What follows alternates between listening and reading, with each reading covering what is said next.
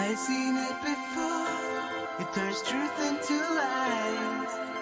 Oh, but I won't back down. I must stay on this road. I gotta know what I'm about. It goes up and turns back down. We're all looking for the moment when getting used to not knowing when all the pieces fall in line. Oh, it goes up and turns back down. I keep searching for signs in my dreams back then. I don't know how to stop, 'cause it brings back the feeling that I can't reach the top now. Even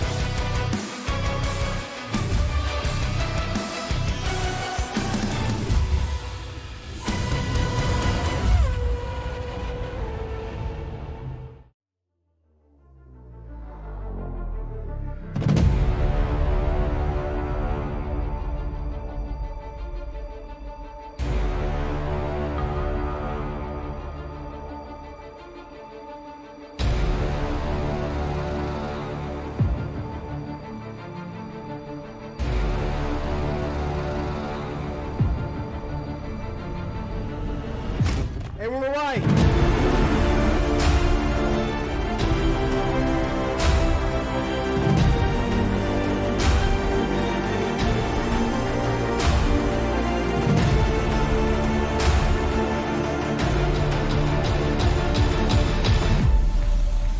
Who's going to come out on top? Wow, what a save. Oh, he's another one!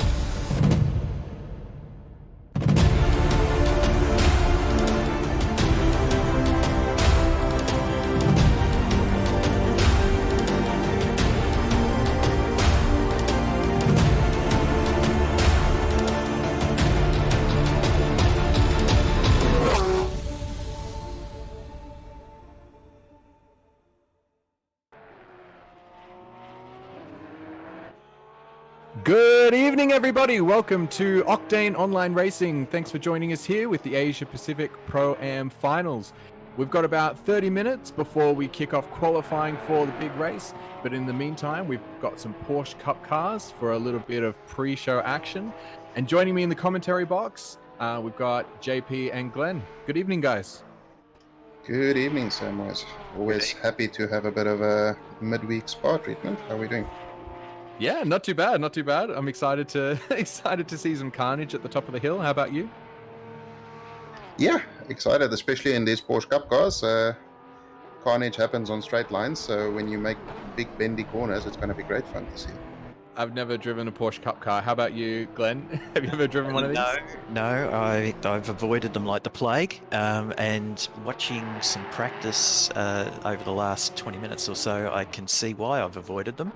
I've seen more spins than my tumble dryer had, and it's a long cycle this morning. It's going to be fun. Avoiding something like the plague has much deeper connotations these days. Yes. It's very relevant these days.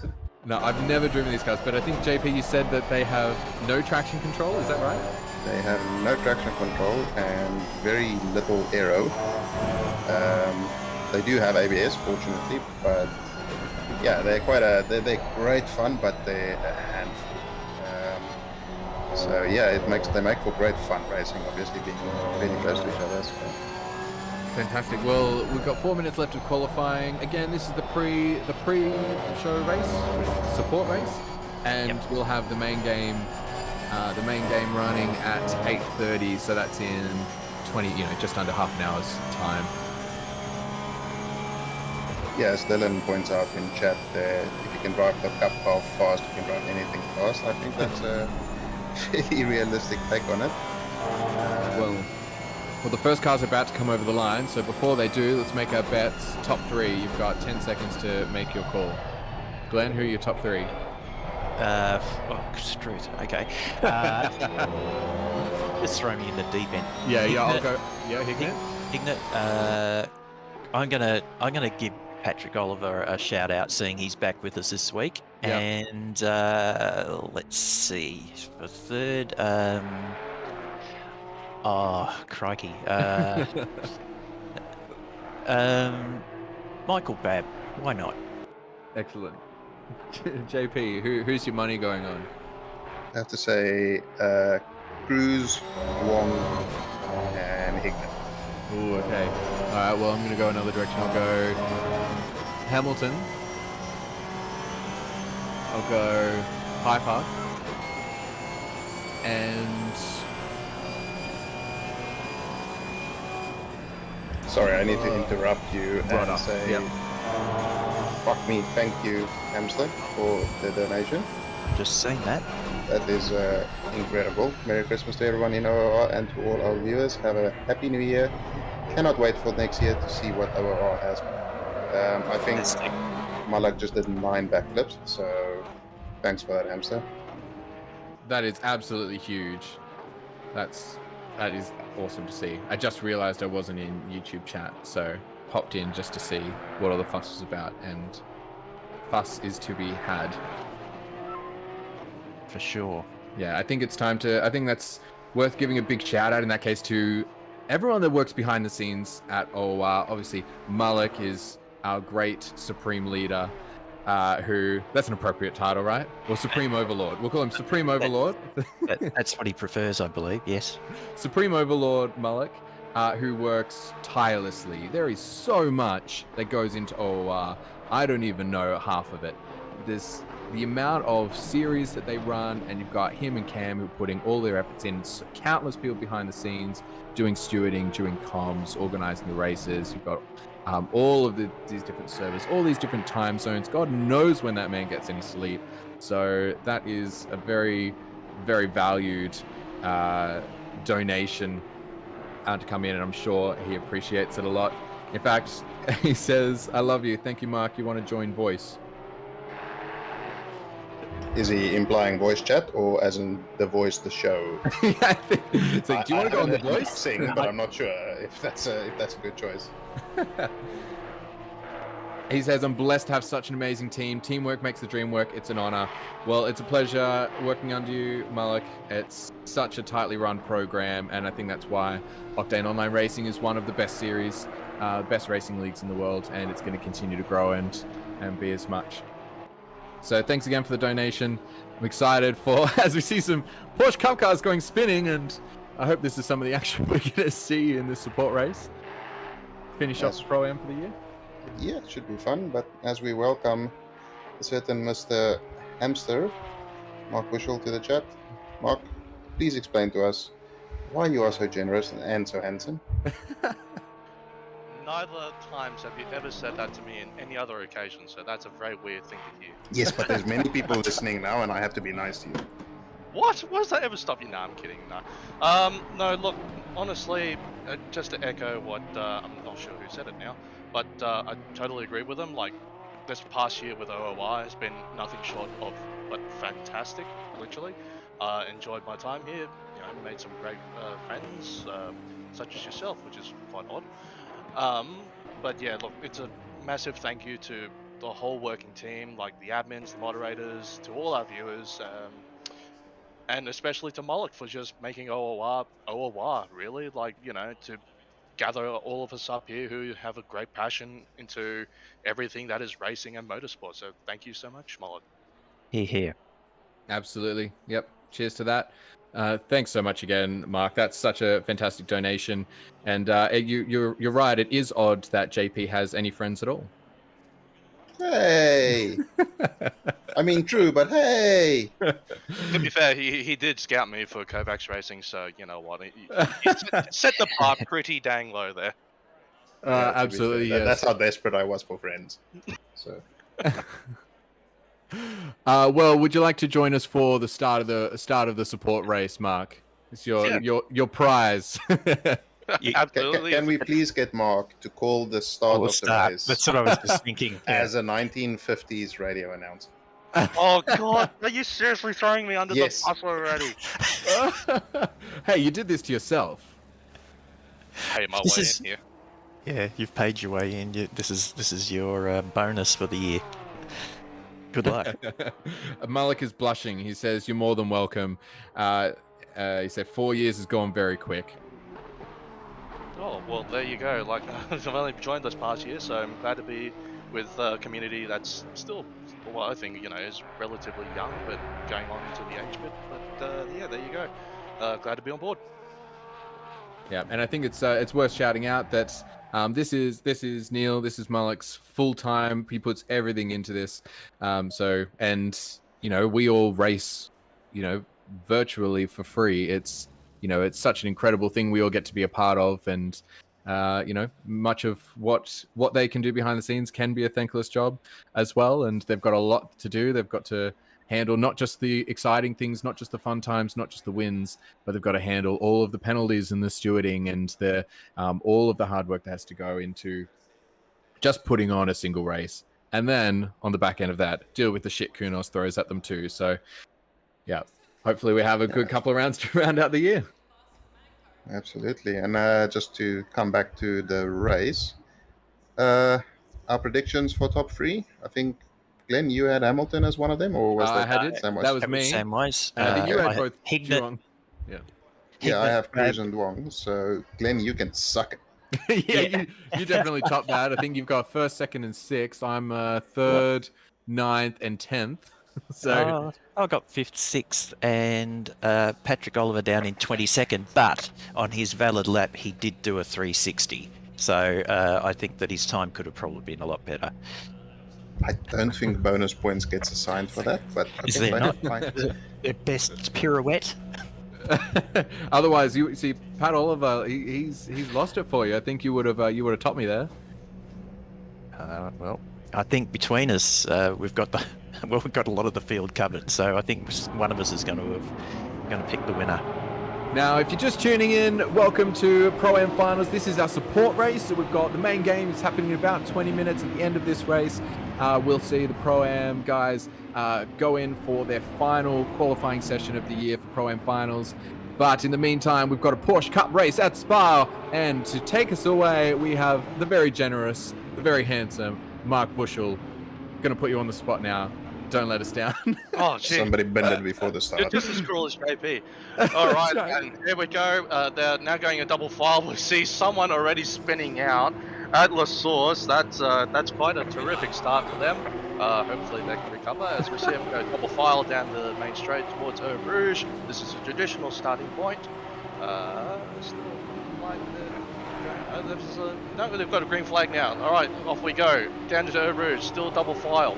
Looks like very close. Is there 2-3 wide there? As I can see, nope, it's still too wide.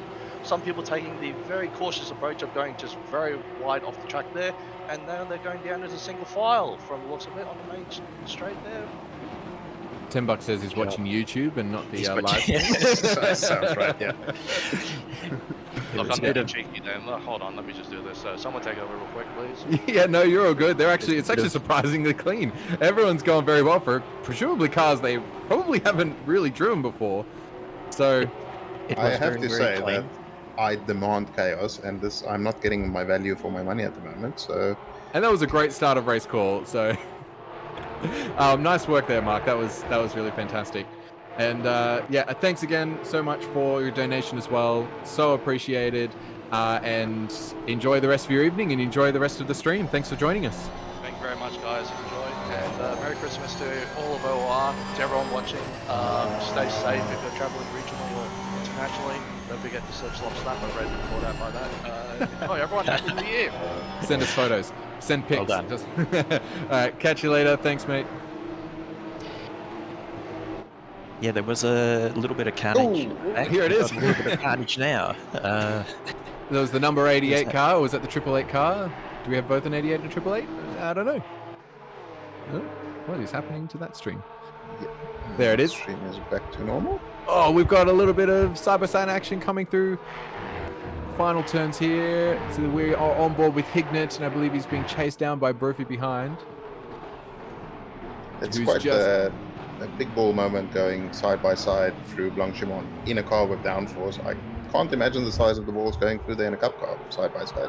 He's definitely backed off, Brophy did, to make sure that they got through there safely side-by-side, because he was right on Hignett's tail. So looks like we're getting a replay here of the start. So we didn't catch what happened in the back of the pack. We've got the 87 car who's just have been touched as they've gone over the mountain. Over the mountain? That sounds like Bathurst. Over Eau Rouge, over Radion. Oh, and we're back to squeeze we're and back to dead. live. Yep. That's Joshua Hill and Joshua Hill I think was the one who came off worst there. Came back to live just in time. Thought we were looking at another replay. There's definitely some track limits going on there. I think it's an expectation in the Porsche Cup to at least get 2 warnings in the first 5 laps through Eau Rouge until you figure it out. Got Cardillo around the outside, and he's just going to pull it up, break early. Fam, who's ahead, it's Redza who's ahead, who has just gone a little bit deep, but he's going to hold the position. As we see a replay here of Ellis Miller, I think that was That was so very close. I assume there's more drama coming soon. I don't think And we there need a we go. replay. Ooh, Oh, There we there go. was Oh, oh, oh, they both self-bins? yep. I think they are both self-bins, just getting a little bit heavy on the throttle with no traction control. That's the kind of stuff we're dealing with for this sport race. It's one of those cars where you feel like you have traction and it feels like it's fighting, and then it's just like, lol, no, and then you start spinning. And it's very difficult to catch it once it goes. But it's really quite a lot of fun. And there's a car parked on the outside of the Fangio chicane there, and a Porsche in the mirror getting rather large there. I think that's Perkins behind Johnson here. Ellis. Yep. After driving the GT3s for the whole season, your right foot needs a fair bit of moderation to get one of these around. Yeah. Oh, this is not going to good. be spicy. Bunch them on, and they're 5, 6 all in a little bunch. Oh, it's going to go into the bus stop chicane. There is going to be some death. This is a somebody's problem. going to die. Oh god, he missed, and he missed everybody. 3 Very wide. well. What? If this is wait, okay, well he's just going for a little detour. You know what? That was probably the best it could have possibly gone. They're all pointing Yeah. in the right direction. It's amazing. I think he may have gotten a slightly lasting advantage there, seeing as he overtook about 9 cars. Which one is he? Is he the one on the He was outside? Of the right front? at the front, the little yellow-orange one. So he Excellent. did. That worked out very well for him. It certainly Yeah. was a yeet. Safety car. Not sure if Uh, this this is is- incident related or competition. I'd say this is to bring the field back together. Yep, and allow. Okay, so we're only going to allow 5 of the back markers to pass. Yeah. Oh, do you really want to go there this Yeah, early? no, let's save it for the main game. P4 and 5 is allowed to overtake everybody in front of them. Just That's what are rules anyway? Hey, yeah, that's fine by me. That puts my man at the front. Yeah, true. Yeah, it does. All right. So now, what was that can't have been the safety car incident? Surely that one at the final chicane. There wasn't quite as much death as you No, would expect. I think this is possibly a Competition yellow. yellow. Yes. Ah. Yeah. Yep. Because they usually do one about 6 minutes in and then about 6 minutes from the end for these races. Well, that's news to me. So fantastic. That's So good the to know. The leader's holding 80 k's an hour, and everybody else is to catch up. So what you're telling me is the race director is just dictating how he wants the race to go. Michael Massey in the box is figuring out how to. Malak is invoking clause 15.3. I was going to say the Australian Michael Massey, but no, he's already Australian. You mean Michael Massey? Yeah, yeah.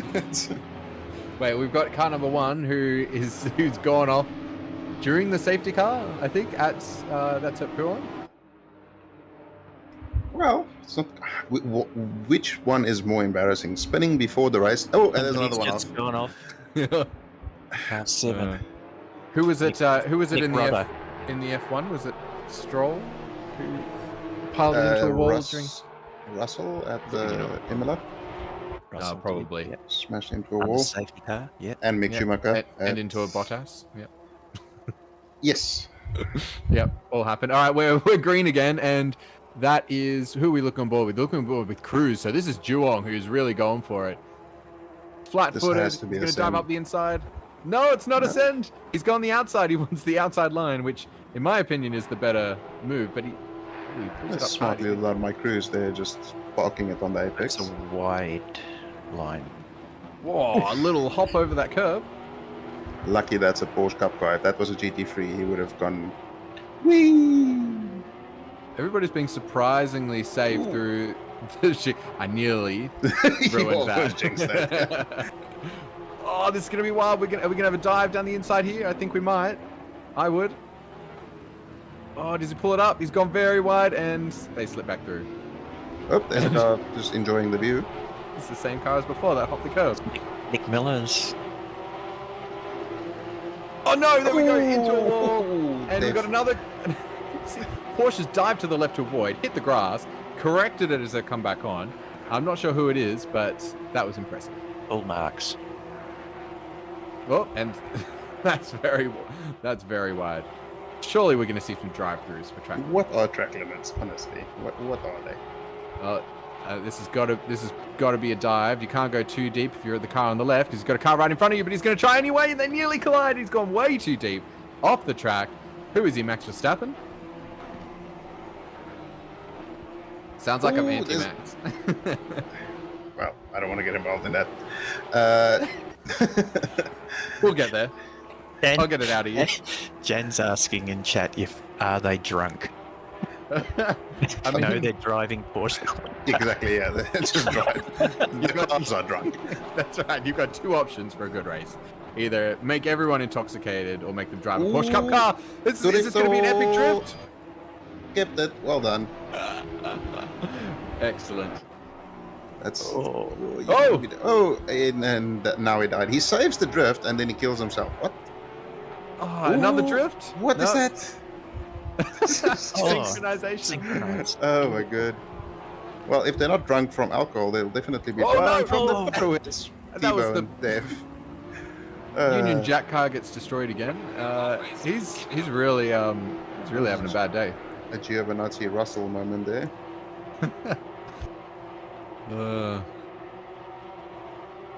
So, you know when we said this was going to be incident-packed? I think that's pretty much the most accurate thing we've ever said. Yeah, yep, for sure. This is why we back them back into the safety car, because we want to see some action. And Here we go, safety car Here we again. go. Here we go. Second safety car it is. Now, I'll just point out the fastest man on track so far is Real, back in 13th position. One position away from P1 in the reverse grid. I'm kidding, that's not happening, but... Just to point out, Hignett has gotten past Wong up the front as well, so I'm not sure. Oh, that's a very That second-looking head. So He has Hignett the- was in front of Duong. So did we see a position No, change? Cruz wasn't in front of Wong. Oh, Cruz was in front of Duong. Yeah. So I So think that Hignett's in Porsche is P2. pitting. Ah, yes. Yeah, so So- Wong must have made a mistake or something. Because Now, was Hignett one of yours, Glenn? yes, So Hignett was one of yours. Cruz and Duong, those were two of your bets. Yeah. JP, and then Hamilton and Piper, they were mine. So, we've all got horses in the race. Why is Cruz just parking at the hairpin or at the chicane? Because he's so far ahead, he needs to wait for the other maybe cars. he's not put enough fuel in. It's a. And just while this is happening, Daniel Hunter, you incredibly handsome fellow. Thank you very much for the $50.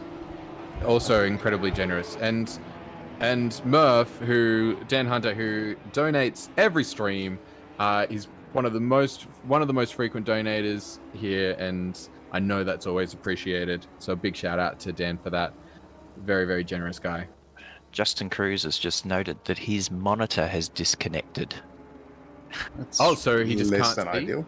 We could be his eyes. You can't see where he's going. All right, so just go Can you up join about us in 100 meters boys? and turn right. And brake about 50 meters ago. Sorry, never mind. So Hignett is in with a shot That's here now, for a win. yeah, Murph, that's now the lead car.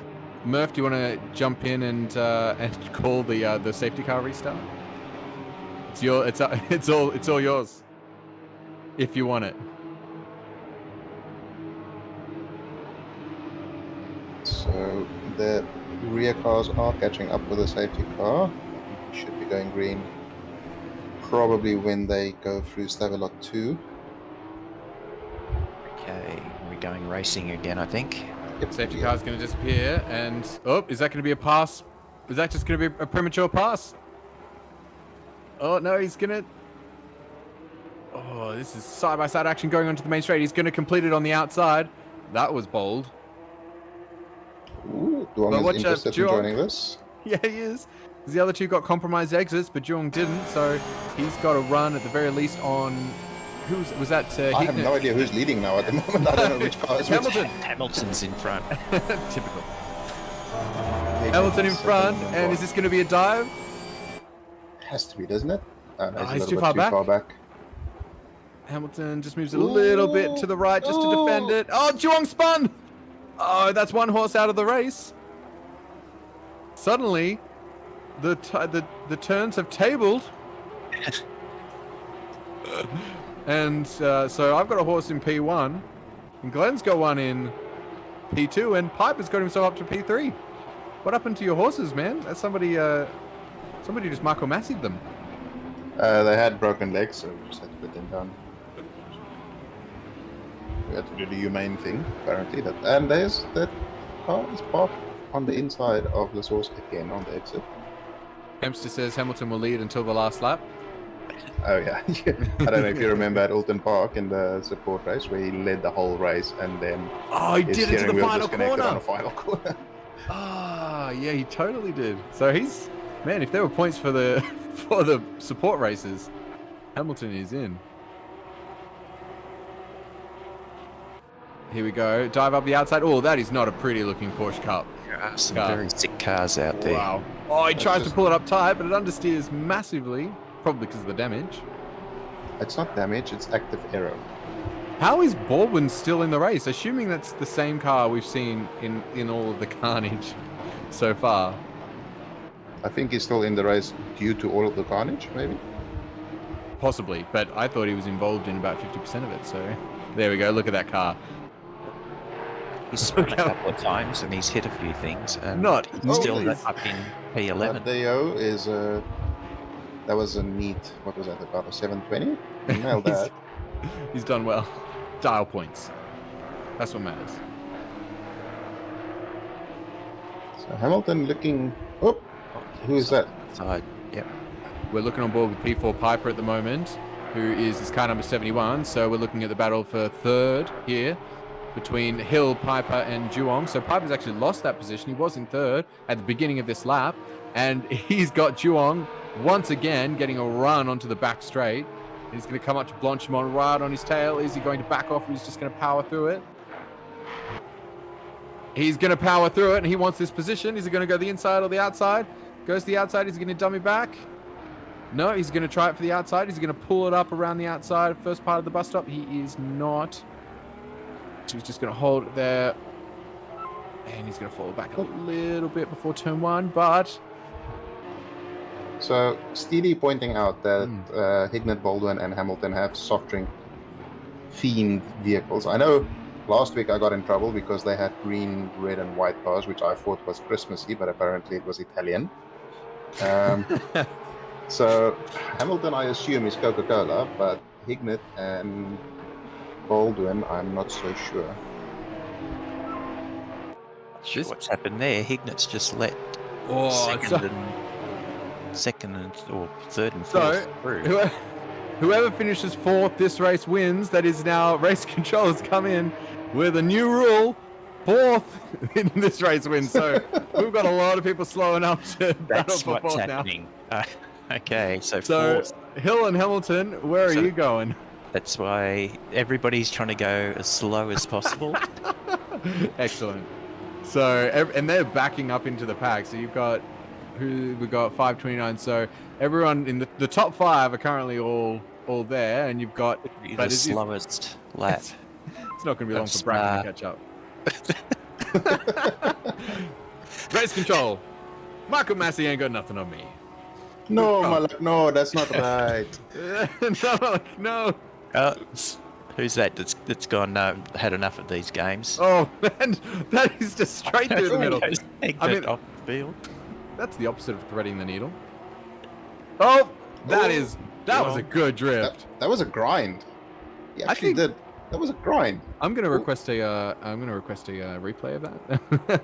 Oh, here we are. Look at them all. They're all just backing up. The rest of the pack is coming. This is P4 good. wins. We don't even know who's P4 because we don't get an auto update. We I get have no one idea. update per sector. It's Hang going to on. be 20 cars going through the chicane at the same time. Is this Ooh, Dwan is everybody? around.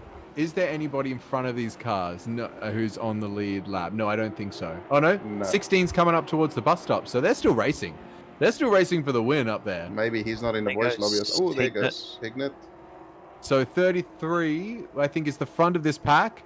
So that's Perkins. So you've got Hamilton and Miller there, who are those two fighting for who are fighting for that position, fighting for fourth, which is going to be the winner of the race. And I don't think our leaders know that.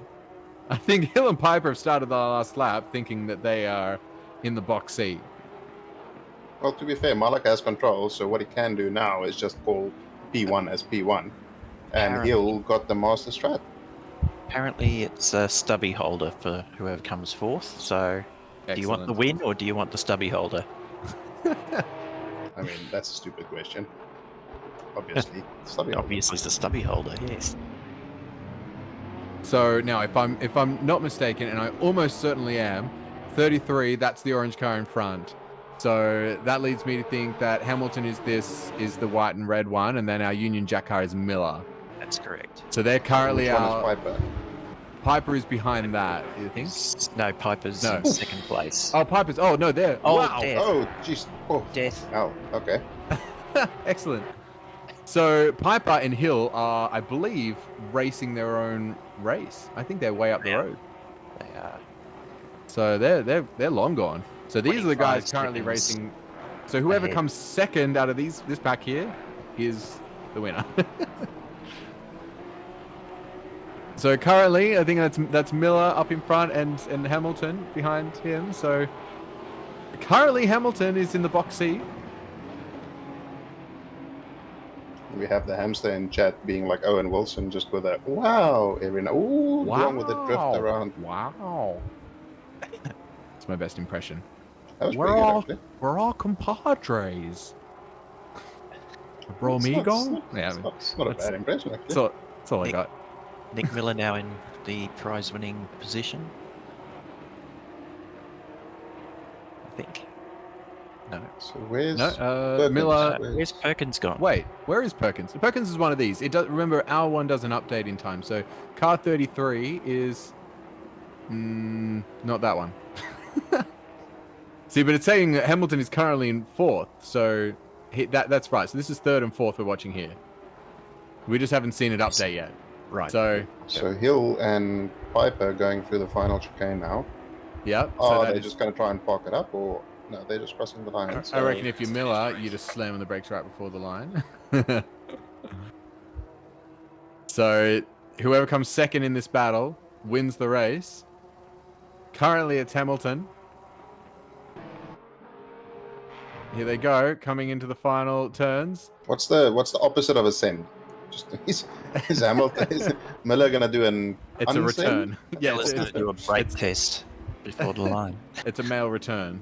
Oh, here we go. Oh, he's diving. He's gone for it. Oh no, see, and is he gonna? Oh, Who's oh, gonna break Def in the for- back there. we Somebody was go. on their roof. Oh, Oh, I don't know who got it. Who got it? I think Hamilton got Perkins. it. I think Hamilton might have got. I think Miller was Perkins. pushed over the line. Did Perkins get it? Look at the time differences there. 0.027 and 0.055. So Perkins' strategy was just to bump Miller over the line and come in. Can So we we're gonna please see- see a replay Yeah, of we're the car gonna. on its roof? I reckon it's gonna be so close between. Oh yeah, right. Oh! Jesus. Yeetus deletus. And keep going. Is that John? Yep. Yes. Excellent. Oh, fantastic! Now,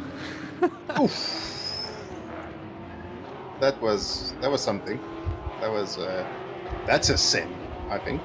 and a half. There's definitely something wrong with the steering. All right, so we are going to head over, and we're going to bring up the main game for tonight for all of you all. So, if you're just tuning in, that was our support race for Octane Online Racing's Asia Pacific Pro-Am Finals. We are now jumping into qualifying for the Pro-Am Finals. This is the final round. We've had 2 rounds so far, one at Alton Park, one at Mazzano. This is round 3, final round of Pro-Am Finals here at Spa in Belgium. And I'm joined in the comm box by Glenn and JP. Welcome to Pro-Am Finals. We've had our fun. First lot of fun, anyway. Absolutely. Less serious fun. But I am- now we're into the business end. I'm very excited about this because the first 2 rounds have been some of the best racing I've watched online in quite a long time, and I reckon we're in for quite a treat today. It's fairly close at the top of the table. McInnes has a good lead, but behind him, there's any number of cars that can still pop into the podium here. So yeah, really looking forward to this. Absolutely. So we've got Thomas McInnes, who currently leads the Pro-Am finals. He is in P1 on points, and he is a good 58 points ahead of his nearest rival. And that's because he is the only driver in the field to have scored a podium at every race so far, which is 3 races for the Pro-Am finals so far, but he has scored a podium at all of it. What makes that especially great is that one of those races was a reverse grid, so he's had to come back, he's had to finish on the podium for one race and then come all the way back through the field to finish podium again at Misano. So he's had an absolutely incredible run of form, and he is in the box seat to take out the Pro-Am finals if he can have a good round here. This Jack- McLaren. At in the qualifying. Jack Baldwin asking, is the McLaren good here? No, obviously it's No. shit. That's why there's only 6 of them in the top 7. So McLaren has McLaren gotten a buff here? What do we take away from this? McLaren is OP, and everybody in the McLaren should be disqualified, including the finals. Still early in quali. 30 kilo ballast for everybody. That's crazy. That's 6 out of 7. I don't know if you've seen that photo of the 5 guys and the 1 girl on the couch. That's what Zach James feels like at the moment, just sitting in there. So we have 10 McLarens in total in our field. I'm not sure if they're all racing today. I think some of them may not be. But now, some fun facts for everybody. Every person who is on the grid today has the ability to win. It might require a lot of DNFs. But even those with the lowest points could theoretically Get a podium. get it. Oh, that's right. Get a podium. So not Yes. win, get onto the podium. You are absolutely correct. So in terms of people winning, we have about up to P10 could potentially still win it, which is Zach James, but that would require maybe a small bomb taking out the rest of the drivers. But yeah, that's not including any fastest laps or anything like that. That's right. So top 10 are still in it. So now the top few positions, currently the podium is McInnes, Fowler, and Ross. So Thomas McInnes in P1, 263 points. Second with 205 points is Fowler, and then 184 points is Ross. But that battle for the podium is really tight because the next 5 drivers are all within 30 points of that P3 position. So it's pretty close. Yeah, there's definitely still all to play for here, and I mean Spa, and a 1-hour race around Spa with a corner like Radion, it's a great equalizer. So if you don't have a stable setup, it's very easy to, well, eat yourself directly into a wall. I mean, you can just ask my brother what he did in the endurance race. So yeah, there's still all to play for. With 60 minutes of racing and 1 mandatory pit stop here today, so looking forward to this. Absolutely, it's going to be a lot of fun. So now Braden Ross, we were just on board with, is on an invalid lap. He's got at least half a second in there for time, so we should see him come up the order a little bit. Riding on board with Fowler, sitting P2 in the Pro-Am Finals Championship. So he's going to want a good result. He's big competitor. He's currently sitting P1. Now, what's the situation for Fowler in as far as his opportunity to get P1? He's in with the best shot of that. I think Glenn has the stats on that. Yeah, we were, sorry, I was just checking some other figures at the moment. But yeah, we had Fowler, if he wins, then McInnes has to finish 5th or higher to take the championship. So, and George has had an excellent series so far, come back from a number of troubling positions to score points at each of the races so far, so he's done very well.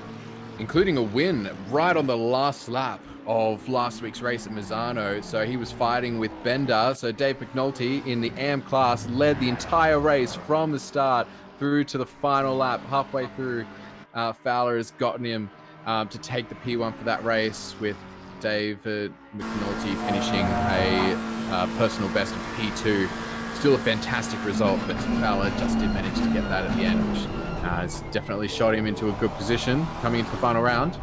Also worth pointing out, Bender in the AM class in here as a wild card is sitting P10 or P11 in the finals, I think.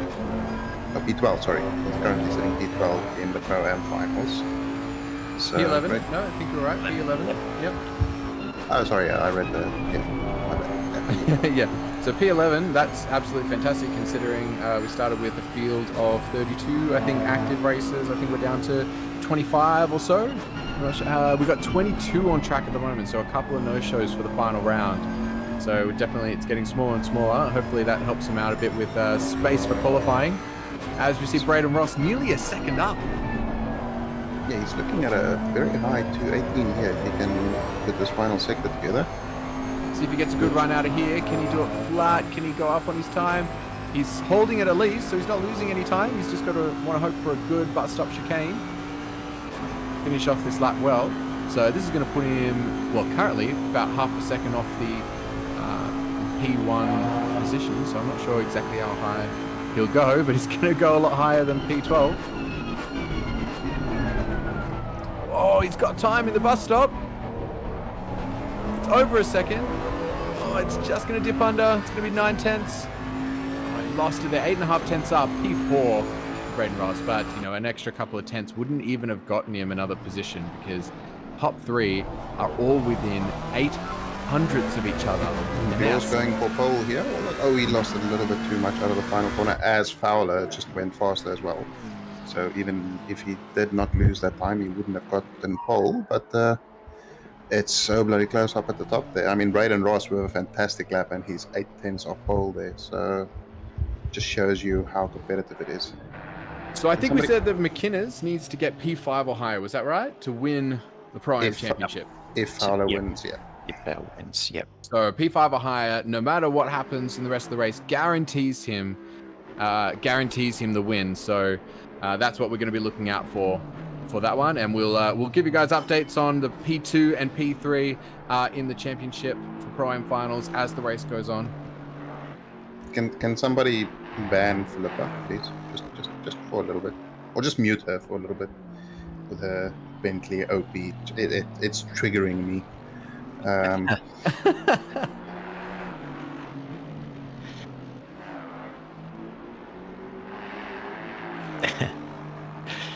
Yes. Yeah, I had a a little bit of a chat with some of the top contenders before the race, and Braden Ross did tell me that Spa is his favourite track, so he's hoping for a strong result tonight. Sorry to interrupt. As we see McConnell here coming into the bus stop, he's 3.5 tenths up, which will put him in provisional pole. He just needs a good exit out of here, which he seems to have gotten, and that'll put him pole by 10th or so. Oh. There we go. Yeah, P1 so for McConnell. just drive Ferrari. Sorry, Dan Murphy, what does that mean? Thistlethwaite, who was half a second up on his time, sitting in P9 currently, he's just invalidated coming onto the final straight. He should get another lap though, so if he's got enough fuel, he'll go again for one final round, but clearly there's time there in that Mercedes.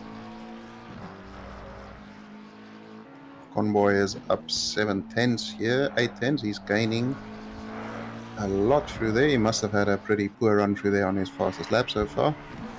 So 7 tenths will move him up quite a few spots, high into the top 10 there. It's not 7 tenths, it's 8 tenths now, so let's see whether he's got time to gain in the bus stop chicane. His race control sends a message to say that Bentley's given a 4,000 kilo ballast. I don't think that's, well, you know what, maybe it is fair. No. As he nails the braking into the bus stop there, he's gained 3 tenths. Can he hold it? fantastic. That's P5 in the obviously struggling Team McLaren. Yeah, it's obviously a problem that needs to be dealt with. Raggy is clear at the top, but only by 65 hundredths at the moment. He drove the Ferrari at the Spa 24-hour event a couple of weeks ago, so he's had a bit of a few laps around here, and he was not so sure about how he was going to go in the Macca, but he had been practicing the Zavo, so it's like that practice has paid off. Fantastic to hear. As we're seeing Thistlethwaite currently 8/10 up on his time. And now Thistlethwaite, he was the fastest man on track for 2 out of our 3 races so far. He's setting the fastest lap twice now in the Pro-Am finals. So he's clearly got some time in this Mercedes, see if he can hold it through the final sector. And he might just be able to jump himself up into the top 5, potentially with this game. He went a little bit deep into the entry there in Fangio, but did great to still manage to gain time on the exit. Will he keep it valid? Yes, he does. This time it's valid. 9.5 tenths up. He's 1.5 off the lead, but this is going to chuck him up quite high in the standings. And this is looking like P4, P3, depending on what he gains or loses through the bus stop, which we shall find out fairly soon. It's only 2 other cars that appear to still be on valid laps. But I think this will be a P5. If he could jump up even more. He's going to be close. I reckon it'll be a P5. There it is. 0.065 between the top 2 there, which is what you love to see, as we see Withers gain another 10 or so in the final corner, which will put him in P10 or 11? 11. So yeah, as pointed out, the McLaren is obviously garbage here. And we only have the 1 Bentley in the Pro-Am finals, but Braden Ross is doing a good job of representing Team Bentley. Unfortunately, no weather on the half-hour horizon, and wind is low, so we might see a dry race. But we'll have to wait and see what happens, because that sky is looking a little gloomy. So we go and have a... Where's Cameron with the wind watch? It's only 1 kilometer an hour, so it seems unlikely.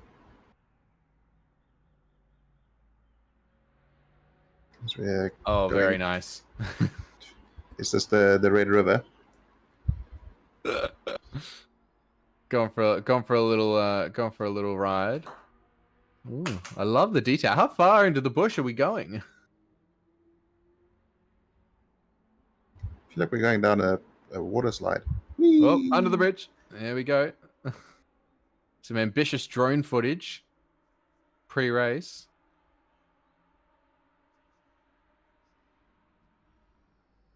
Did Mullah get a joystick or something? Or Yeah, right. Fantastic.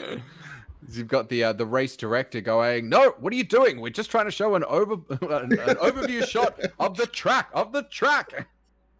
How far does this go? Look at the detail. Oh, no. I think Malak's been playing too much GTA Look, 5 and he's he's good doing at- stunts. Here we go. Way up above. Spa in Belgium. Oh, that is a good... Here we go. That's a good track map.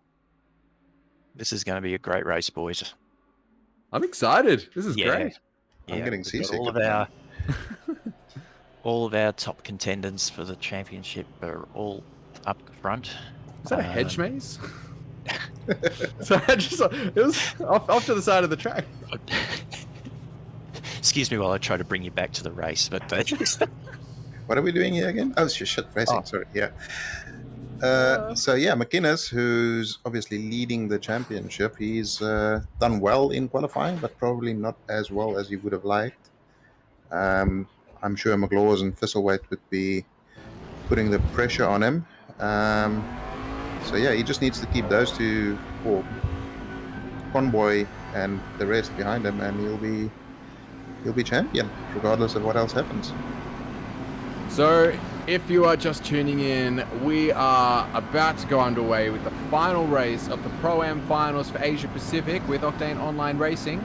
They are just making their way around the track behind the safety car on their way through the formation lap. So, we have McConnell, who is qualified in P1. We've got the top 4 are all McLaren, so it is at all McLaren first 2 rows. So McConnell from Fowler, who's currently sitting P2 in the championship. From McInnes, his main rival, whom he needs to finish P6 or lower, is currently in P3. So McConnell, Fowler, McInnes, and who we got there in P4? It's too small on my screen. McClaws, is it? There we go. McClaws, who's P4 for the race, and Convoy. They are your top 5 McLarens.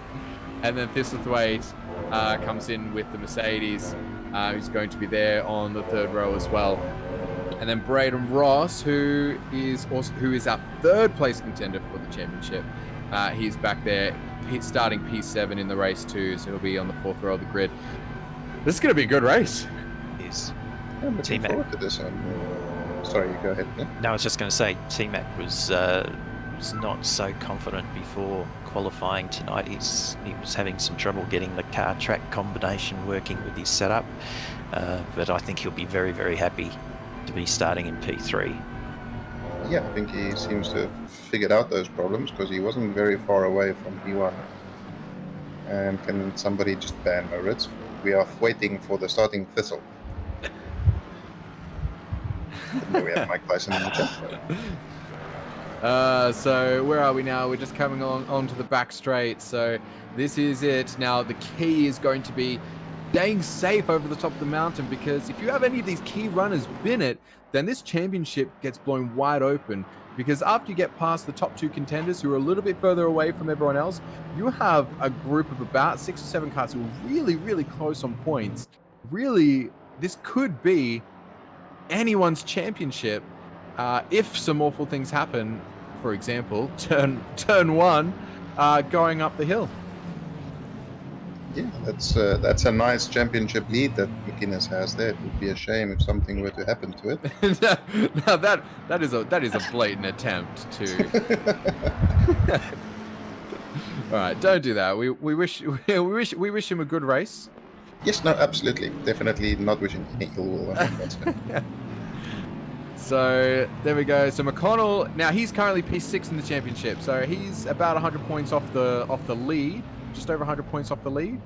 But he's starting P1, so he's in the box seat to get up towards, because he's definitely in with a very good chance of that podium. So he just wants to keep it clean through the first turn. Now we are at Spa. It's a little bit deceptive because the finish line they are going across now, but the start line is going to be around turn 1. So turn 1 of the race is not turn 1 of the track, just to confuse everybody. I don't know what's confusing about that. Okay, well, you know what? You race it all the time, JP, so... I do not. I avoid Spa as much as possible. That's right, you hate Spa, all right. So they're making their way down to... So we've got on the right side, I believe, that is McConnell there. We've got Fowler on the left. So, and then right behind that, McInnes and McClaws. So we are going to have a green light any second now. Fantastic drone footage we get here. They are green flag. So we've got McConnell out the front. He's got a good run, and they are single file for the top 3. But we've got side by side 4th and 5th position. 6th position is jumping forward. I think that's Convoy. He is jumped himself up into 5th position. Got a little bit of side by side action. 2 McLarens here. That might be McClaws and Convoy, if I'm not mistaken. And Braden Ross with a great start up into P5 already. Clark back here as well. I think that looks like he's in P7 here. He's on the outside though. He's going to get monstered by the McLaren, and possibly that Lexus on the outside too if he can't hold it. And that is clean 1, 2, 3 from McConnell, Fowler, McInnes right at the front. Thistlethwaite into 4th position. What a fantastic run he's got. He's taken over the McLarens of Convoy and McClaws. Got himself right up into P4 already, so that's a fantastic start from him. And we are single file now. No big accidents so far. And you know what? I guarantee there's going to be absolutely no incidents before the end of the lap. Absolutely. There's no way we could see any kind of pile-ups before the end of the first lap of Spa. I don't think there's even a single chance. Samwise, this is some fire. Would you like to play with it? Good start, very clean. You know what? Good start. I'm wondering if Convoy and McClaws maybe went side by side through Radion and so and slowed each other down. because they both lost out to Thistlewaite and Ross here. Yeah, the Braden Ross, Yeah. who was sitting back behind Thistlethwaite, so I think those guys were the 6th and 7th positions, if I'm not mistaken. So, yeah, they've jumped a couple of McLarens, so I would say you're probably right. Oh, Braden. So this is your opportunity, Braden. You're going to dive? Inside or outside? Where are you going? Looks to the inside. He wants the inside, but you've got Thistlethwaite who breaks quite deep just to make sure he doesn't get jumped there. I've got to say, definitely not trying to trigger anything, but Pro-Am have been exemplary with how clean their races have been. They had the cleanest Alton Park start we've ever seen. You got it. Fowler defending into turn 1. Sorry, JP. No, Having I was to going take to say inside exactly the line. same thing. I'll let you take it away. No, it's Raggy must be loving this, because with McInnes and Fowler defending and battling each other, he's been able to pull a 1.5 second gap in the first lap already. And Thistlethwaite and Ross will be licking their fingers, wanting to get a piece of this little battle forming in front of them. We've got a run here. This is from McInnes on Fowler, who's going to have to go defensive here. So he does. He sticks in the middle of the track, and McInnes just has to play it safe, stay on the outside. He doesn't want to do anything dumb that might compromise his championship. But he has Thistlethwaite right on his back, who is an aggressive driver, and he's going to have to watch himself. He might have to do a send on Fowler just to get himself out of this little battle pack. Yeah, Thistlethwaite is in the position where, as long as he finishes ahead of Convoy, who's at the back of this train, he's the champion. So I reckon you'll be seeing a slightly less aggressive drive out of him than you might see from the guys behind him. So you're talking McInnes, yes, not Thistlethwaite. This will be McInnes. McInnes, sorry, yes. McInnes, Yep. yeah, my bad. That's right. He's got to play it safe. But you know, he is not tearing away from the from P6. He needs to stay in the top 5, and he has got 4th, 5th, and 6th, and 7th all right behind him. So he is in a danger zone, and he knows it. Yeah, absolutely. I think he'd want to try and move forward, but he's not gonna send anything. But Ignata with a gearbox failure? Is Mechanical failure from Ignata. That is awful to see. All right, we're about to see it happen here. So we're going into turn 1. Car number 323.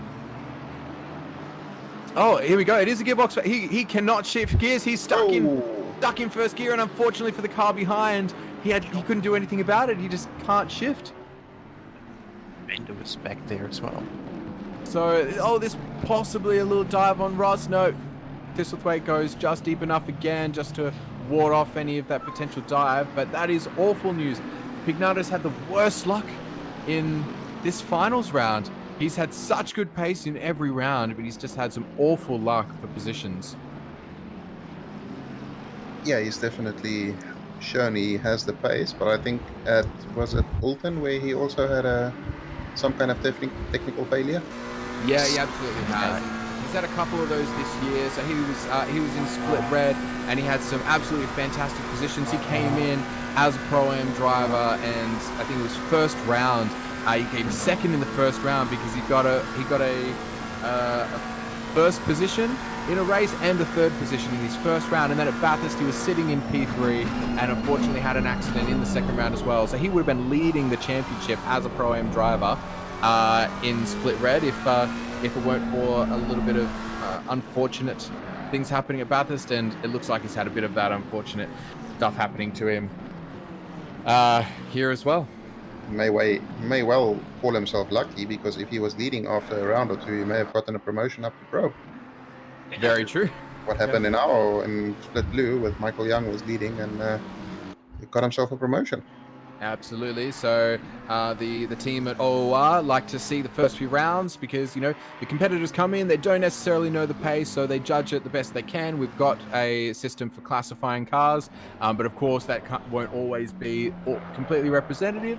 So they'll see the first few rounds and they judge it very well. If you have a look at the standings throughout the seasons for most of the splits, you'll see it's very good. You've usually got the pro drivers up front, you've got the pro-ams, you know, second and AMs behind them. So it's very well judged, and they use the first few rounds to judge that properly.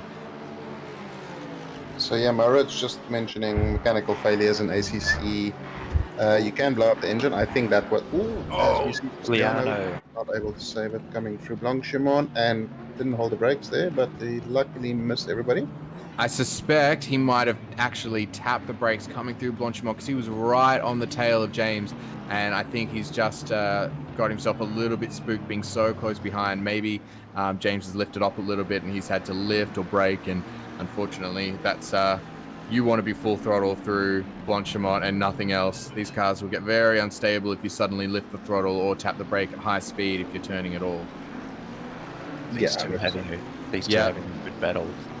This Yeah. White and Ross over the last lap, very close side by side at times. Which is why the gap in front of them has opened up a little bit, I suspect. Yep. Philippa says that's why you never lift in Blanchimont, and she's absolutely correct. Now we can see the pace of the Lexus down the straight here is just annoying. Because it does like 273, 274, which is about 10 kilometers an hour faster than we can get in the Bentley.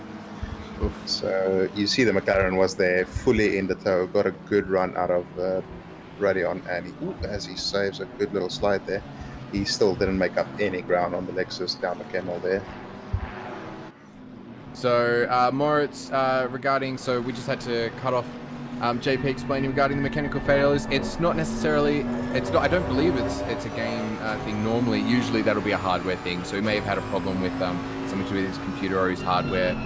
Potentially that's stopping him from being able to shift, as opposed to sort of the game giving you damage to your gearbox. I don't know that for certain, but I've never experienced any kind of gearbox damage in ACC. That's what I was going to say, is I suspect it's maybe a wheel issue more than an in-game issue. Yeah. And Gorilla Snapper also saying that McInnes and Fowler should be racing a bit smarter. I don't think they honestly care too much, because if they finish as they're finishing now, then their positions in the championship will remain unchanged. But they're racers. They want to win the race, and Sure. they're going to... it is a long race, but if you're McInnes, if you think you've got the pace and you want to get in front of Fowler and start chasing down McCall for a race win, then, that's your prerogative. You definitely don't want to just give it to him, especially when you've got Thistlethwaite only, just over a second behind. So you definitely don't want to be easing up right now. If you're at risk of losing the championship, if you're P6 or lower, you want to be powering on. Yeah, absolutely. And with this little battle, that's sort of, they're not going side by side all the time, but there is some defending going on. You see Charles Clark in the Honda behind them, slowly but surely closing back up to the back of this pack. So he'll be getting interested in maybe moving forward a little bit. Malik says there is a gearbox glitch in ACC floating around, but that one looks like a hardware failure. Braggy's now opened up to a 3.9 second lead, and he's just loving life at the moment. As we see Convoy run down the Camel coming into the chicane. He is slightly ahead, but this is not the easiest place for an overtake. Ross later on the brakes, and he sneaks Pulls it up. back up the inside. Very well done, great defense. Good clean racing by both of them. But that's yet another little move between the two of them that's allowing Clark to just slowly creep up to the back of them. That was a very, very good defense. He hasn't gone too wide. He hasn't forced him off the track. He's braked later and kept himself ahead and kept it on the racing line. So very, very good work there. Very, very good defense there from was that Ross? From Ross, yes. Yeah, it was. As we go on board here with Scanlon, so him and Bender or McNulty both started from the back after not setting any valid laps. I'm not sure if Scanlon did that on purpose. I saw Bender invalidating, but I'm not sure if Scanlon wanted to, for some reason, do a last to first challenge on the final round of finals. But they've both made up quite a few spots. And second penalty there for Bryce Meddings for an accident on lap 1. That'll be one of those early spins that we saw. He's not having the best of luck today. He's well down on where he would expect to be. Yeah, for sure. And unfortunately, that might put him at the back of the pack with that 10 seconds. So he's going to have his work cut out for him. There's still 48 minutes left of the race, though. It's not all said and done yet. As As we see Scanlon going around outside of Blanchimon here, Wood giving him enough room, backing out of it a little bit. That's probably the smarter move to do there. You don't really want to be going through there side by side. But that means Scanlon moves up another spot there. I think we're going to be seeing a bit more from him as the race goes on. So I wonder if we'll see anybody pit early, especially if you've got someone, if you've got some drivers sitting further down the pack, if they think they're being held up a little bit, you might see them dive into the pits, try and get a bit of an undercut. Yeah, so we've had Siciliano and Mitchell both, but Mitchell was the McLaren who ran into the back of Ignata, so he must have pitted to fix the damage, and Siciliano had his little moment through Blanchimon, so I think they're both not strategic pit stops, but you know, you can still recover in a race this long, especially on a track like this. For sure. It's a little bit tricky because I think, as I point out, almost every race where there's a pit stop, in this case, you don't start with full fuel. So I believe refueling is allowed for these races. So you, unfortunately, if you go into the pits earlier, you know, if everybody's on, say, you know, started on, let's say, 60 liters of fuel, and you needed 120 to finish, then he's now on, you know, 100 liters of fuel, effectively, because he's put his second lot of 60 in.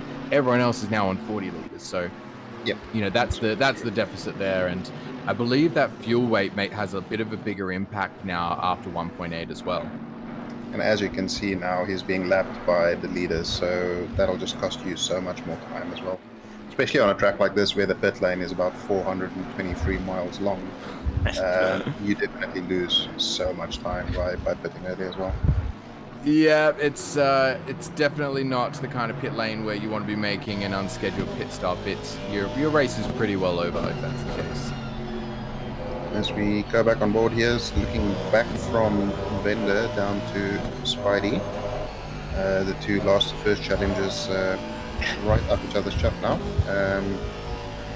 Scanlon he's getting great runs out of the second Stabilot there. Every time, previous lap as well behind Wood. But I don't think Bender is going to be quite as compliant as Wood was. Bender is the master defender of the Pro-Am finals, so he is not going to make these easy for Scanlon. He might lose himself some time in the process because Scanlon is going to really push that point. But at the moment, he stays in front, so if he holds it on the racing line, he won't lose time. But if he starts defending quite a lot, I would have said maybe the better strategy is to let Scanlon through. Race another day. He seems, yeah, Spidey seems to be a bit more speedy. He might be getting held up a little bit here by Bender, although I'm sure Bender would argue that. Hey, position's a position, so no dissing on Bender for it. He's absolutely entitled to defend that position and hold that position. He's currently leading the AM drivers again for the third race in a row, possibly the fourth race in a row for Pro-Am finals. Yeah, I think he's won each of them pretty much. Maybe Sanderson was ahead in one race, I think, but I don't think that sounds right as I'm saying it. But it was interesting to see Scanlon coming through a Rouge Radion there. The amount of aero wash through there when you're following this closely is quite difficult to manage, keeping pace through there and getting a good run down the Camel. Mitchell did finish ahead of Bender in the first race. Okay. At Alden, so there is that. Oh, what's happening here? Is this that's Mitchell back being markers, lapped. is it? Yes. Here we go. Dieball's asking if Bender will wait 5 minutes to the end before he pits, which is, I think, referred to as the Bender strap in OOR circles, which could potentially be an explanation of why Scanlon is so much faster than him. Bender might be carrying a bit of extra fuel. Yes, that might be the case. Misses the apex a little bit, Bender does through here, so, and does he hold it flat through this corner? That may be the answer to Scanlon's speed if he's holding it flat through there, which is not as easy on the new patch to run it flat through there. You need to get that line absolutely right to make sure you're staying within. Oh, we've got double yellow flags. Well, there's a big incident at the bus stop, it seems. So, yeah, we've got a car coming back on. We are green flagged again, so we can do the overtake. Oh, we've got the Lexus just getting in the way. Oh. And he's taking a Pirelli sign with him.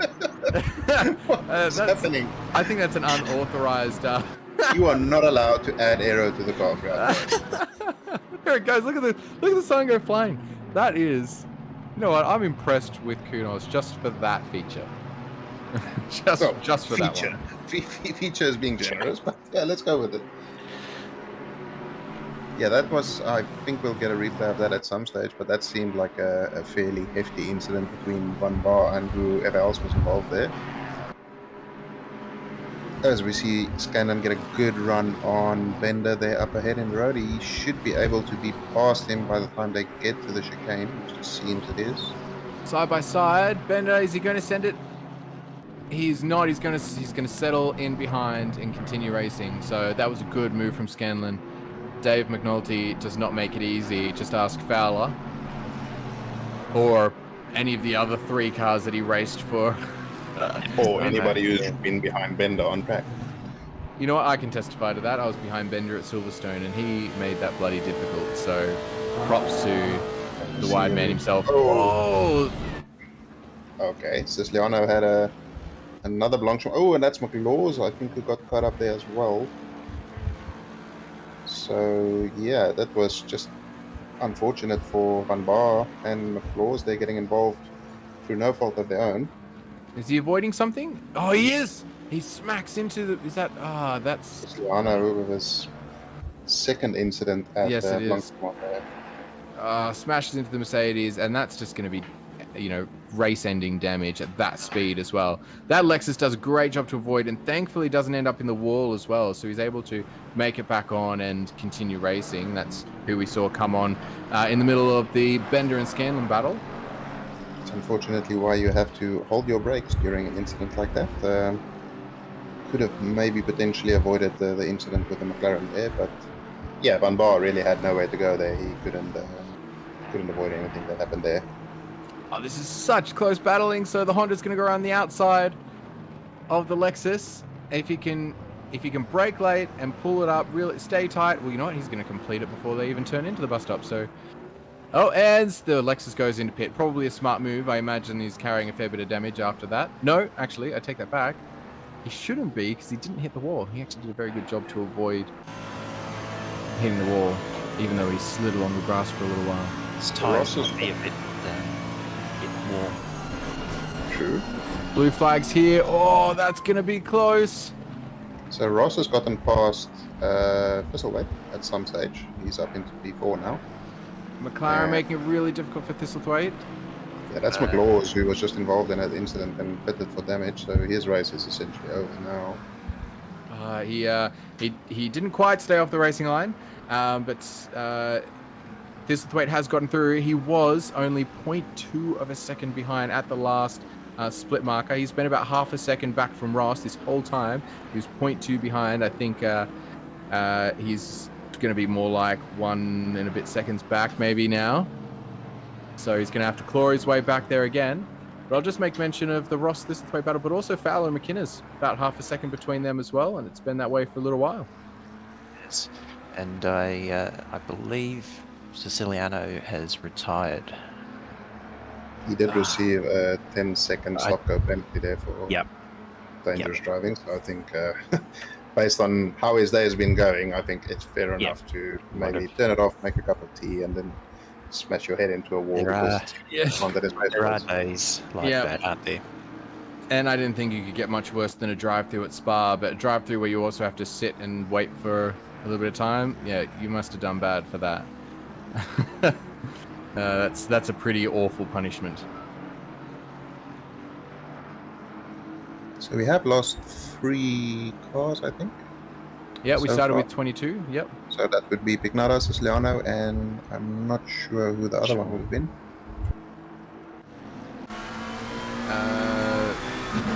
Pignata, Siciliano, and no, the 22nd would have been the safety car. So just Pignata and Siciliano. So currently last on track, though he has pit, is Charlie Mitchell. See that gap between Fowler and McInnes is now opened up half a second. They were nose to tail for about 5 or 6 laps there. about 0.4 to 0.6 between the two. It's now opened up to 1.3.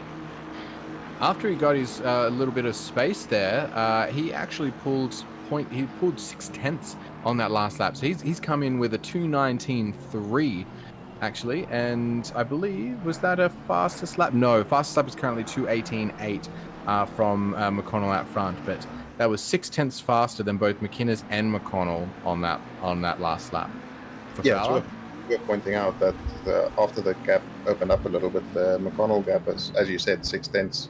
Sorry, JP. Ooh, that's a bit of a send. Bit of a sand. Pulls it up, and that's a very good overtake. Thistleweight was very compliant there. I don't think he expected the send from that far back, but Ross did brilliantly to pull it up onto the apex.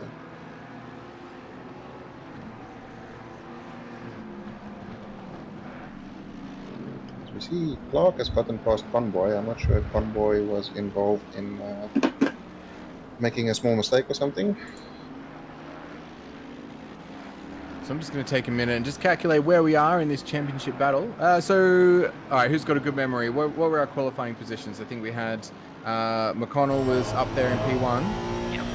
McConnell, Fowler, McInnes. I want to say Couple more McLarens. Laws, Thistleweight, and other McLaren, which I think was with us. I think we had a top 5 McLarens, I believe. I think our top 5 were all McLarens, and then Yeah, just top 4 were McLarens, then Thistleweight, and then Convoy, Ross, Clark. that's right. I'm sure we'll find out. That might play a little once we get to review that one. We'll find out those positions, but I'll leave you guys to it for 1 minute, and I'll give you an update on where we stand right now. As we see some of the top runners, not top 5, but they are coming into the pit window here, so we're starting to see some of the top 10 guys jumping into the pits. There's not been a crazy amount of field spread, as you'd expect. With a finals race, everybody's fairly close in pace, so apart from the people who's been involved in big incidents, everybody's keeping pace with each other fairly well. So it'll be interesting to see after the pit stops play out how things will settle back down again. Yeah, I think the blue flags have played a bit of a part in the sort of rubber band effect of between McConnell and Fowler and McInnes over the last 4 or 5 laps. They've been toing and froing a little bit, but that gap between McConnell and Fowler is now back out to 5.2, where it was down to the low 4 seconds mark just a couple of laps ago. So it does seem like Raggy is controlling the race nicely at the moment, controlling his pace. Yeah, it seems like he has some pace to spare when he needs it, when he sees the gap coming down, and just managing his pace, making sure that he's not in danger of an undercut come pit stops time. Yeah, and not taking unnecessary risks. So As he's coming up to Van Bar here for a blue flag overtake, I'm sure Van Bar will jump out of the way quick and easy. I think he knows his race is pretty much over, so there's no use pushing your luck too much. So when will we see the top drivers jumping into the pits? Not this lap. You see the blue flags being waved there for Van Bar, so he should be getting out of the way within about 4 corners from now. yeah, it's probably another couple of laps before we see some of the leading runners come in. I would be surprised if McConnell Fowler come in before the half hour is up. Yeah, that seems reasonable, I would guess. As we see Trigger Dan Gaming, which I assume is Dan Siciliano, coming into chat. Yeah, it looked like a bit of a handful, mate, especially through Blanchimont, so I don't think anybody is blaming you for calling it a day. Certainly not. So this is quite interesting. This is now... Van Bar is ahead with blue flags now for probably about 8 corners already, so I'm not Here sure he he's is, he's holding pulled Reggie over. up, but He's pulled over now. All right, we're ready for an update. So, currently leading, I think no surprise at the moment, is McInnes on. So this for the Pro Am finals. We'll just keep an eye on this battle up here.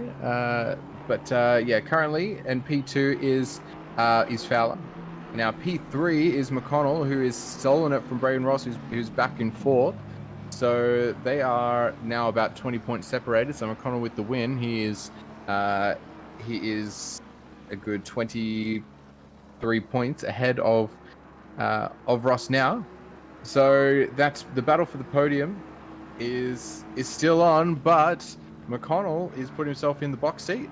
So we very well might, if it finishes this way, that top three, the current podium of the race will be the podium in a different order for the championship. In fact, it'll be the podium in exactly reverse order for the Pro-Am championship win. Raggy would be very happy. You can't do more than take fastest lap, qualify on pole, and win the race, can you? Nope, he's done everything he needs to do, and because he is currently in P6 in the championship, so he's doing everything he needs to get himself onto the podium, and he's doing a fantastic job at it. And we better come back because we've got a little bit of battle here between the McLaren of Meddings and McNulty there in the Aston. So let's see some of that Bender defending. Coming through Blanchimont, neither of them have lifted. Are we going to see a dive from the McLaren? I wouldn't be surprised. Kept it clean, pulled it in tight. Bender gets a really good line. McLaren gets a great, doesn't go too deep either. They both get a good exit out of there. Both keep it straight. They're about the same distance behind. Coming through the final turn, coming down now into turn one. Little bit of a look from the McLaren. Getting cheeky, and he's got the lights on too. He's letting Bender know he's there. He wants that position. But he's also got a 10-second penalty to deal with. So when he serves his pit stop, that's going to put him back a little bit as well. Right now, he's enjoying this battle. Call in there. Fisselwaite is the first of the top runners to jump into the pits there. We saw this battle going past him there. Meddings has gotten a great run through Radion. I don't see Bender staying ahead for this, but let's see what happens into the chicane here. Well, Bender's got the inside line, and McLaren's not going to make it past him, so Bender might just break a little bit deep to make sure he maintains this. He absolutely does. Does he go too deep into the corner? He does, and he pulls it up really well, gets it turned in, and he's back on the racing line. So that was fantastic defending, what we've come to expect from Bender. I retract my previous statement. So now you mentioned that this Thwaite has pit, and he pit from P5, is that correct? That seems great, yes. Yeah, okay, so we'll keep an eye how that serves him, where he comes out in relation to Braden Ross and Charles Clark. So we'll keep an eye on that. We're coming to the halfway point, so you expect that the majority of the runners are going to pit probably this lap or next lap.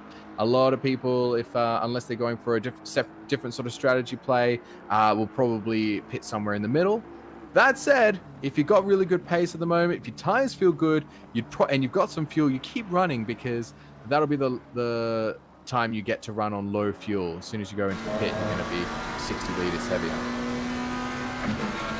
You see Scandon here, who started in essentially last position, going for a move on Cameron Ross into Blanchimont. Leaders in. We'll get to see what happens next time. Yeah, join us next time. Hey, he's got... Yeah, that's right. Leaders in the pits, boys. Oh, leaders in the Connell. pits. Okay, Thank Connell, you. yeah. Okay. And McInnes and Fowler have swapped position. Oh, When did that happen? I don't know. oh, they have. I've missed it. Yeah, we've all missed it. So we'll ask our race director to go back and find where that move's happened, because that is an absolutely key move for this championship, because Fowler had to stay ahead of McInnes in order to have any chance of taking the top spot for the championship. So, and he's two and a half seconds behind. You've got to think he's made a mistake. Just about to say, judging by that gap, that doesn't seem like a on-track pure overtake. There must have been Braden Ross is 2 seconds behind. a boo-boo. A boo-boo for Georgie.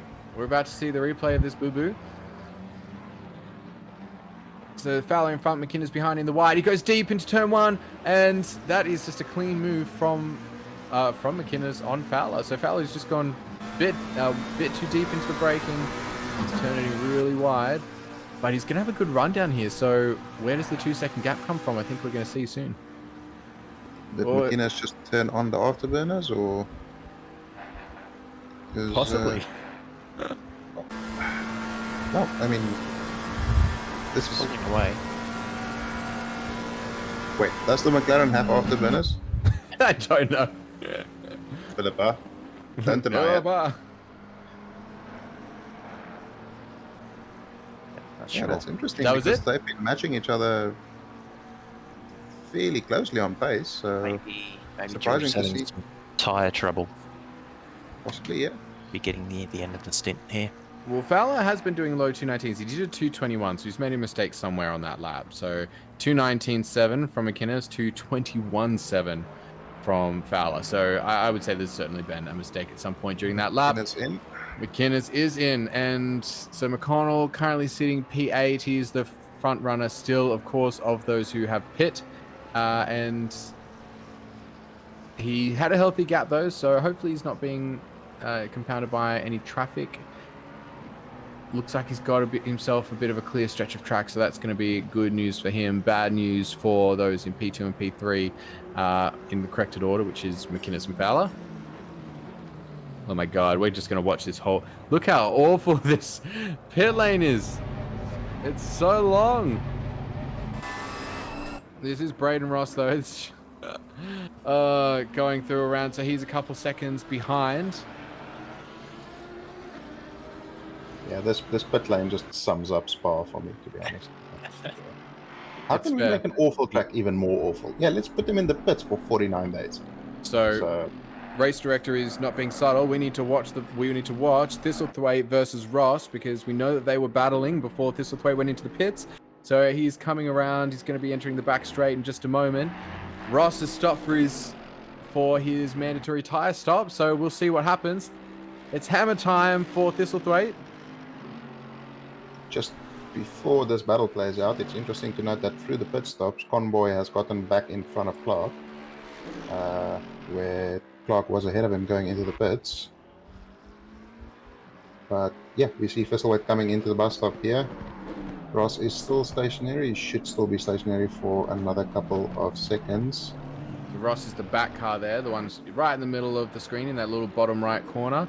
So now he's going to want to be moving probably by the time Thistlethwaite gets around this turn here, but he's not moving yet. There he goes. He is now, but he's still got that pit exit, and we've got Thistlethwaite who's going to be getting a whole run down the straight. So this is going to be really tight. Close. Yep. Braden Ross off the mark, but he's got to navigate this turn. Don't whack the wall on exit. Thistlethwaite's going to have full speed up through Radion. Oh, he goes a little bit sideways. He catches it. And he stays pretty much on the track. But that's cost him a little bit. Braden Ross has come out in front, so he's going to be happy with that. It looks like he might even put a little bit more gap between them, so he's going to have cold tires for a lap, so he's going to want to be careful there, especially with the 1.8 the 1.8 traction. So Cameron Thistlethwaite is going to be hounding him now, trying to regain some of the time that he lost. Just Now looking then, at Sorry. the timing screen there, McInnes is only 3.5 seconds behind Raggy. I'm not sure when is the last time that updated, but that's a second and a half, or almost 2 seconds gain through the pit stops. So something I want to point out is that every battle we've seen so far, the undercut has been a disservice. So it might be that extra fuel load. We saw it happen with Convoy and Clark. We've now seen it happen with Thistlethwaite and Ross. McConnell's been in and out of the pits a little while ago. So McInnes is 3.4 seconds behind, which was closer than McInnes ever was before. Fowler went a little bit later. We'll see if that benefits his battle with McInnes too. And interestingly, Bender is the last one to pit, and he's not coming in yet. It's not really a surprise. There's 24 minutes to go. Give him another 20. We'll see it happen. 20 minutes, yeah. When you have a strategy named after you, you need to keep up appearances at least. I thought the final turn, re-entry dive bomb is the. I thought that was the one named after Bender. As the Honda goes very wide. Interesting entrance there into No Name. As we see, the rest of Fowler is in the pits as well, so it'll be interesting to see where he comes out in relation to not only McInnes but Ross, maybe through the pit stops. So Fowler, I think we're watching there in the bottom right corner. That's Fowler in the pit stop, side by side. So this is Braden Ross on track, coming into the final turn. And we've got a McLaren moving now. This is a little bit closer than it was between Thistlethwaite and Ross. So I think Ross might get this because he's a little bit further back in pit lane as well. He's only just gotten to the end of pit. He's ahead still, but he's got to navigate coming up through pit lane, and he's going to have a slower speed. So Ross is going to fly past him, and he's going to lose another position there. Is that Ross on the podium places? That would place him on the podium. And Thistlethwaite also got Fowler, so Fowler must have had an awful pit stop. Awful pit stop, or it might just be the overcut advantage. Sorry, the undercut. Oh, hang on. Undercut advantage? Okay. Yes. No, this went against my whole theory, didn't it? Yeah, you just disproved everything you said earlier. Unless he had a bad stop. I'm gonna blame. Science, I'm gonna blame him. Yeah, that was he's lost out. How far? He's about 10 seconds behind McInnes. I mean, he was 2 seconds behind him before the pits. There's definitely going to be something going on there because 10 seconds is a lot. Possibly missing the pit box by 9 meters, I guess, because that's a very long adjustment. I'd be interested to know if he had an accident on that lap where he lost that those 3 seconds to 2 seconds he lost. I wonder if there was a little collision with a wall somewhere, something that hasn't maybe sent him off and to lose 10 seconds on the lap. Maybe that's giving him some damage. I'm just spitting out theories here. That's entirely possible, repairing damage. It wouldn't have been that much damage, so an extra 5 or 6 seconds sitting in the pit stop sounds completely reasonable. Can I just point out, Bender currently sitting in P1. What a comeback! I was going to mention that, but I thought, no. We're giving him enough attention for the night, haven't we? For the year. Ad Mazzano. He was the only one we watched. So we'll keep an eye on the gap between McInnes and McConnell and McInnes. Have a look at the track map. He's got the whole of this Camel Straight to himself. He was well ahead of the second place in McConnell. Yeah, it's just Take a photo. Get it framed. Look at that. Yeah. That's right. Have a look. Look at that. Aston Martin green. Gloss shading. Here you Isn't go, Ben. any green you put on an Aston Martin? Look at that 001 on the window, McNulty 001. Get a look inside there. Let's have a look how serious. Look at that Concentration. Concentration. Wow. He's not even blinking. See those tear marks? He hasn't blinked. Not once.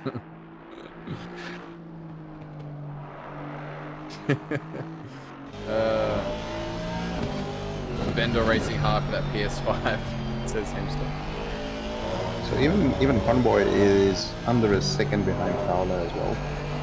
I think are we taking an onboard lap with Dave McNulty right now? I think we are. Is this the lap where everybody turns up their sound and we stay quiet? Or? Yeah, that's right. Turn up the sound and let's just see. That's the commentators getting lazy, and that's their bathroom break. Time for a cup of tea. Yeah. Just turn up the sound for one lap. That's fine. Yeah, we want to hear the sound. All right, does he hit the apex? He turns it in. Oh, he goes a little bit deep, turns it up, so it's a little bit tighter into the second part of the bus stop chicane.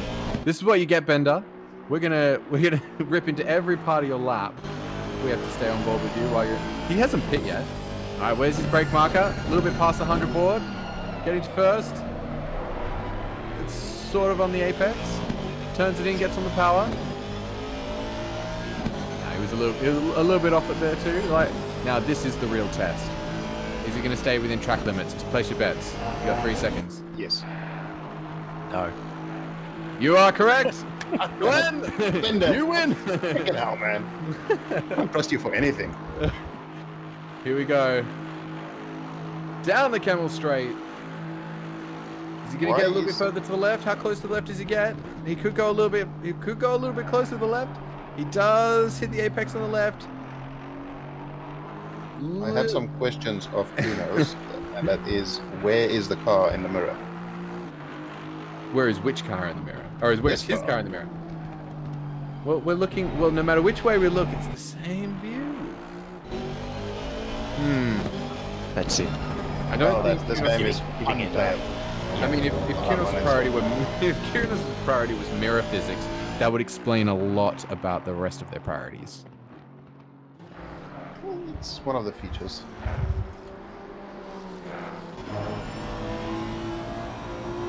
So we have no battles, so we're just going to ride on board and check out some mirror physics. Yep. Yep, it's just the same old view. No matter which angle it's from. It's basically a camera. It is what it is. Hey, that's fair. Just a screen. What does that button do? Push the red button. I mean, you know, in theory, if you had a camera rather than a mirror, it's probably a better function. I think they should potentially install that on actual cars, right? You've got, you know, you could have a widescreen camera rather than just whatever, you know, whatever view you get from a mirror. Yeah, it's getting more and more common now in road cars, so That it's makes sense. that they are actual screens rather than mirrors. Yeah, in some of turns the out- new electric cars and stuff like that, you get that quite a lot. And rear view mirrors. I think the Land Rover Defender was one of the first sort of SUVs to get that in, the clear view mirror. Now The that's a camera happy mounted on bracket. the back. That is The a happy bracket. McKenna's now 3.1 behind McConnell, so 3.3 after the latest update. So it seems as though McConnell is just managing as before the pit stops as well, doing exactly what he needs to do to stay in the lead and take the win. And Braden Ross has got himself up to P3. P3? Yeah, well, effective P3. So he's definitely trying to retain that podium spot, but he's just not close enough. Now that he's into P3, where with that place. So 299 points is where he'll be sitting, but McConnell fighting him for P3 in the championship is on 307. So there's 8 points difference there. So I think Braden Ross did qualify outside the top 5, so he has not got points there. McConnell will also get another 3 for fastest lap, so we do need to take that into account. He's currently sitting on absolute maximum amount of points you can get. That is if Bender doesn't go for the fastest lap after putting for softs near the end, yeah. Distinct possibility. That's right. Braden Ross, if he got to P2, which considering he's 7.6 seconds off is a long shot in 16 minutes, but that would absolutely put him ahead and into P3 in the championship. Yeah, I think it's pretty safe to say that without incident, this top 5, top 4 at least is pretty much settled. No, well, to be fair, No, hang Fowler, on. Thistlewaite just got dropped Fowler, down, so I am an idiot, and I'll just shut up now. We need to do a recalculation there based on the fact that George is now currently running down P5. Not P5, yeah. sorry. Bender Yeah. keeps ruining stuff. Can somebody tell Bender to just go pit so we can actually see the results as they are? No, I fully support Bender on his campaign. So that would be 95 for P5 if you got that. As That on would make Bender him Watch, we can 304. officially say that he's pitting. So everybody sighs a collective sigh of relief. Fowler is still very much on the rear of Thistlewaite here. Do we know what the fastest lap was? I think McConnell did a 2:19, somewhere around there. 2:18.8. 0.8, yeah. So yeah, Reza, that's 2:18.8 is the fastest lap of the race so far. I believe he has the 3 fastest laps of the race at least, so he's Well, that's just showing off. yeah, he's been setting some good pace. He has. So Oh, last lap, what are we watching? We're watching a replay here. Is this pit Bender entry? I hitting think the it is. pit wall. Oof. Oh, the GT Sports strat there, wall riding. Has Fowler gotten past Thistlewaite again? No, he hasn't. They were side by side coming into the final chicane there. So I'm assuming Thistlewaite got by, maybe through a mistake or something, because Fowler looks faster of the two. This is going And got through in the McGuinness. pit stop. Ross is in ahead of McInnes. McInnes must have had a big issue because he's just ahead of this battle here. So that Ross would is up put to Ross back on the P2. podium. Okay. So, McInnes. Oh, this is. Wait, hang on. Right. Yeah. So McInnes made a mistake and Ross is in P2. Yes. And there's Wow. Fowler going for Thistlewaite again. How much have I missed? You've been asleep for half an hour. No, I got a phone call. On Messenger. Ooh. Go away. McInnes looks as though he's damaged or something. He was very slow coming into the chicane there. This is a three-way battle for the podium. I can tell you that if Braden Ross finishes P2, he will actually snare P2 in the championship. Isn't No, it? And, because P2 in the Paolo is so championship. far down. and So Fowler will lose out. yeah, but if you're looking As at your spreadsheet there, Samwise, Oh, he hit I've the just been curb. doing the That's adjustments. launched him on. So No wonder. those- So those tires are toasty. Oh, this is an interesting development because he could very well drop behind these two guys here. And if he does, that is, I mean, McInnes does need to win the race for that. But if if he has any more mistakes, which it is not going to be difficult for that to happen with tires that are that sort of messed up, though he better play it easy, or his championship lead is not for certain right now. No, so yeah, but if Ross finishes second with us, Guinness would have to finish about P8 or something like that for Ross to steal the win coming, wouldn't he? Correct. So he would need to possibly have another spin of Blanchimont, so for that to even be possible. But having a look at the P2, P3, and P4 in the championship, they are on 314, 310, and 304 points respectively. That is so close. That's 10 points, and that's these three drivers right here, I believe. No, Fowler, Ross, and McConnell, who are those ones. So McConnell currently in P1. Ross in P2 and Fowler in P4. So that is going to be the battle to watch. Fowler will drop down to P4 as positions currently stand in the championship. But again, it could change as if he gets past McInnes. Again, he's going to pick up. Though to So be fair, McInnes seems as though he's gotten the tires back under control, and his pace seems good enough to potentially keep them behind him. So one position here from Fowler would gain him, I believe, 2 positions in the championship, if I'm not mistaken. He would jump up to P2. So that position is all important for him. Oh no, he's in P4. Hang on, the calculation is currently a little bit off. So no, so they are currently within 5 points of each other, those 3 positions. yeah, So he's on 309 points, 310 for McConnell, 314 for Ross. So it is very close on the championship front for second, third, and fourth. So any one position, Ross probably can't do a lot more. He's probably doing everything he can being in P2 there. So he's currently in the box seat. He's currently P2 in the championship. But we just have to wait and see what happens here with Fowler, who has the opportunity to be the biggest mover and shaker of the 3. So Fowler would just need to get past McInnes to keep second in the championship, as we see Scanlon and James side by side into the Fangio chicane there. So correct me if I'm wrong, but it's all about Fowler, because unless, we see a mistake from P1 or P2, their positions, they're quite a long way ahead of the rest of the pack. So their positions are potentially fairly locked in. McConnell has got his points. He's on his 310. And Braden Ross is on his 314. So it's just up to Fowler. See what he can do. He's either going to finish if he finishes the current position, P4 in the championship. If he gets one position, if he gets ahead of McInnes, he'll finish P2 in the championship. So it's all or nothing for him now. 10 minutes to make a move, and he's less than a second behind McInnes. It's game on. He's got Thistlethwaite behind him as well, though, so he is going to have to fight for it if that's going to happen. But he's staying within a second of McInnes. We'll watch that battle, but right now we're watching Scanlon trying to attack Zach James in the Honda. Oh, Zach goes a little bit deep into turn 1. That just gets Scanlon a bit closer. He has been tearing his way through the field. So let's see the difference in lines they take up through Radion here.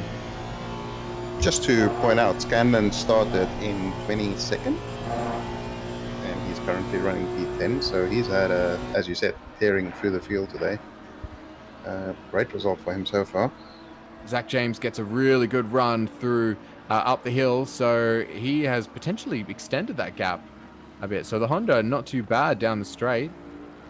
Oh, gets it turned in nice, a little unsteady from Scanlon as we jump up to watch our little battle up the front. So this is our all-important championship battle here. This is Fowler, who is behind McInnes.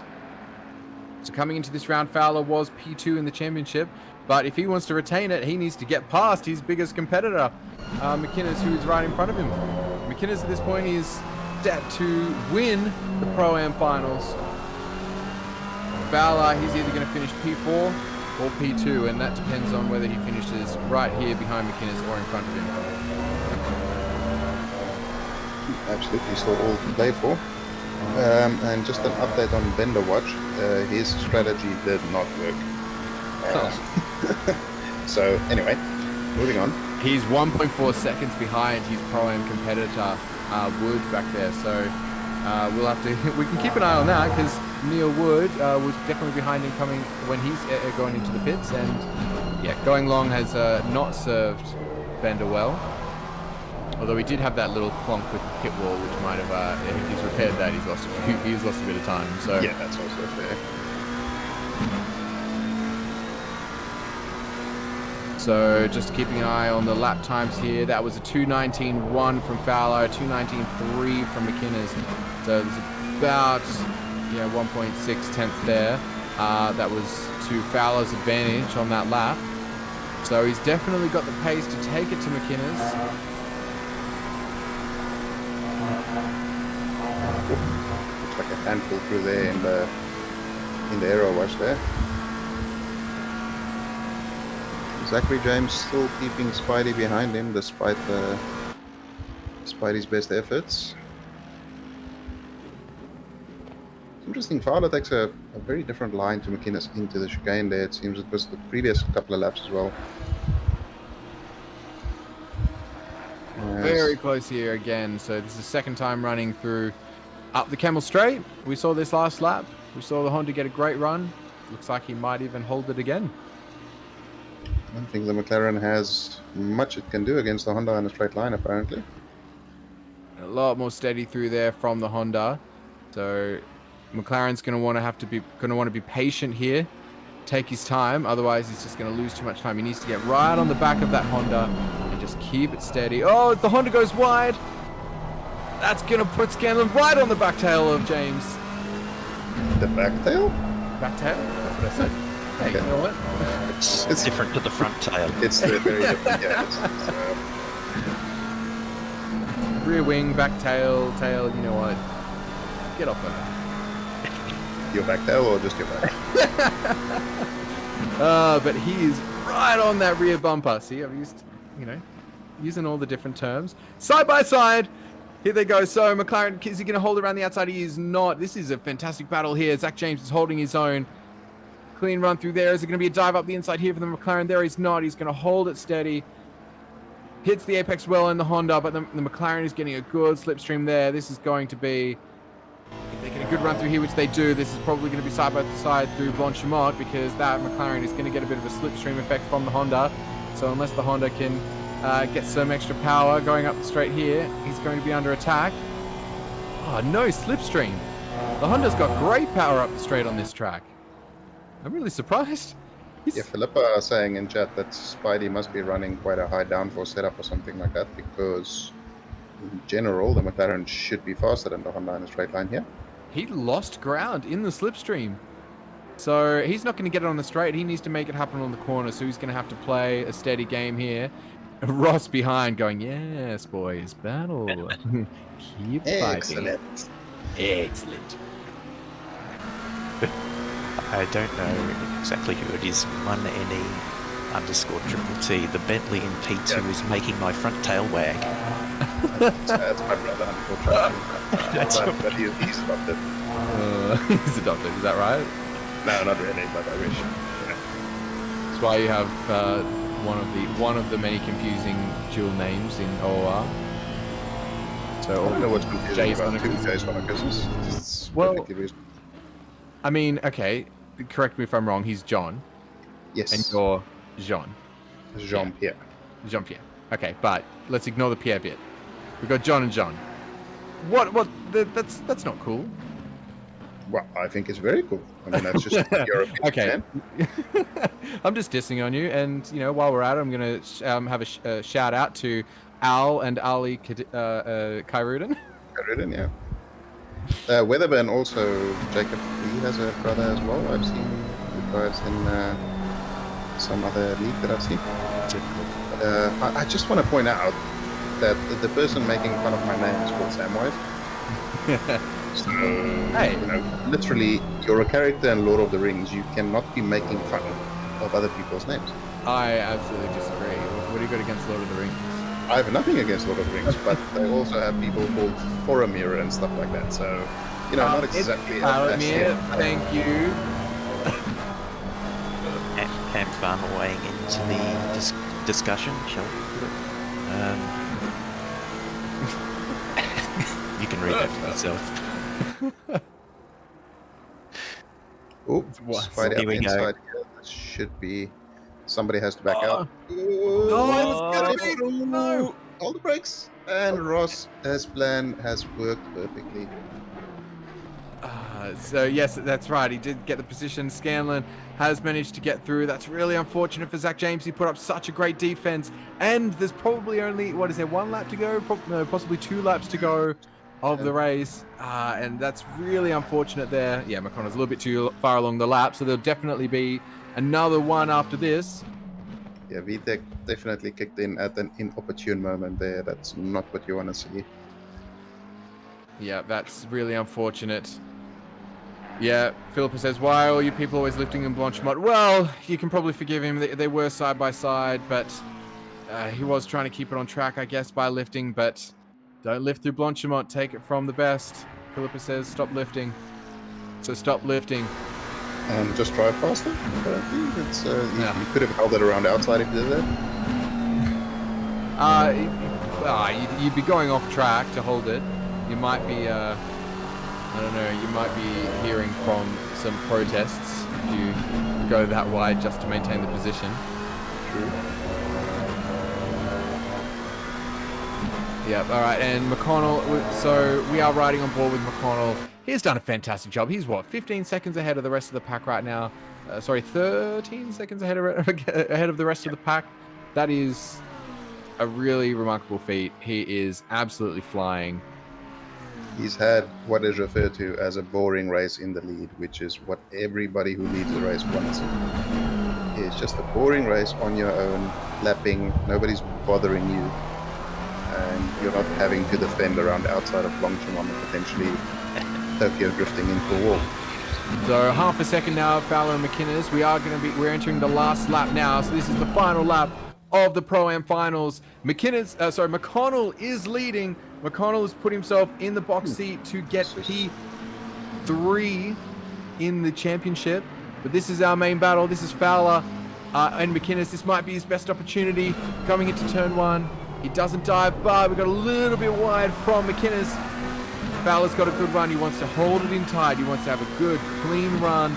He doesn't want to scrub too much speed as he turns in over the hill, because he wants to get this position, because this is the difference between P4 and P2 in the Pro-Am Championship. He's just a little bit behind. Has he had to lift there maybe? So I suspect the McLaren gets very upset when you're that close to somebody else through Eau Rouge there. now his tyres are going to be in a little bit better condition to McInnes, so let's see what happens. He brakes very, very deep. He goes way too deep. And he's off. That might be the deciding move. He's just gone a little bit too deep. He's lost a lot of time there. So Fowler, he's going to have his work cut out for him. He's going to want to hope McInnes makes a mistake if he wants to get close enough to make a move, potentially down the back straight, perhaps into the final turns. But if he finishes in P4, he will finish P4 in the championship. If he finishes P3, he'll finish P2 in the championship. So it's all to play for him, and unfortunately that mistake might just have cost him it. And just to say thank you there to Seb Skakluna for the $5 Aussie and the funny dancing emoji, and Jamie Conboy there with a drive-through penalty that fortunately gets converted into a 30-second penalty here as well. As we see, McConnell coming into Blanchimon. Hopefully he doesn't lift on the final lap for no apparent reason. Don't lift! Fantastic. So, here he is. Final turns. And under I was control. thinking, is that a Lap replay? I was worried for a second there. So, he comes through the final turns. Last 2 turns. Gets a clean exit. And he's going to take it to the line. Checker flag for McConnell. He has done everything he needed to do. He got pole position. Fastest lap of the race. He wins the race. He's currently sitting in P3, so he's dragged himself from P6 up to P3 in the championship. Braden Ross is going to come up on the line to finish P2. That has put him in P2, tentatively in the championship. McInnes comes across P3. Fowler has not been able to do it. He finishes P4 in the race. That's going to be P4 in the championship. So our top 3 runners of the race, McConnell, Ross, and McInnes, we'll come back to that later as we see Comboy and Clark cross the line. Comboy, unfortunately, with that penalty, but they had a great battle there coming through. This is Withers and Scanlon. Scanlon's not going to make another position. Withers going to finish P8, Scanlon P9. Ross coming in behind them just to finish up there at the back of the top 10. And Zach James, who had that unfortunate spin of Blanchimont, is going to round out the top 10. That was a fantastic race. McClaw's coming around as well. So we'll get our final runners who are going to be completing over the next 30 seconds, completing their race. That was a great little final battle there for the podium. Just as Bender comes through the bus stop here, just to say thank you to Ali Khairudin as well for the $10. And another thank you to Sebska Kluna for another $5. So 10, T-Mac for the win, yeah. T-Mac for the win, and you are correct. He is your season, what is it, 6, 7? Pro-Am champion. Very well done there to Thomas McInnes. Thomas McInnes, you are the world champion for the Pro-Am series for Asia Pacific for OOR.